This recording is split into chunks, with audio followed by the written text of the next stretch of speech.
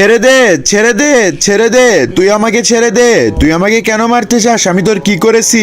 আমাকে মারলে তুইও আমার সাথে মরে যাবি। মরলে মরবো, তাও তোকে ছাড়বো না, কারণ তুই আমার ভাইকে মেরেছিস। আরে তুই জানিস না মাম্মি কিলার এমনি কাউকে মারে না। আরে তোর ভাই একটা মাসুম বাচ্চাকে মেরে ফেলে দিয়েছিল, তাই আমি তাকে মেরেছিলাম। আরে তোর কথা শুনবো না, তুই আমার ভাইকে মেরেছিলি, এবার আমি মারবো।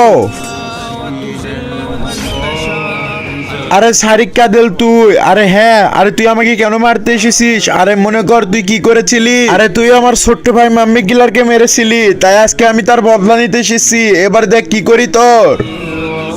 কিন্তু তার আগে আজকে দেখবো তুমি শয়তানকে ভালোবাসো নাকি মহান আল্লাহ তাআলাকে ভালোবাসো। তুমি যদি আমার মতো মহান আল্লাহকে ভালোবেসে থাকো তাহলে অবশ্যই ভিডিওতে লাইক দিয়ে চ্যানেলটি সাবস্ক্রাইব করে দাও। শয়তানকে ভালোবেসে থাকলে কিচ্ছুই করতে হবে না। আর তুমি যদি শয়তানকে ভালোবেসে থাকো তাহলে এই ভিডিও থেকে চলে যাও, আর আল্লাহকে ভালোবেসলে চ্যানেলটি সাবস্ক্রাইব করে কমেন্টে আই লাভ আল্লাহ লিখে যাও। হুজুর হুজুর বাঁচান আমাকে।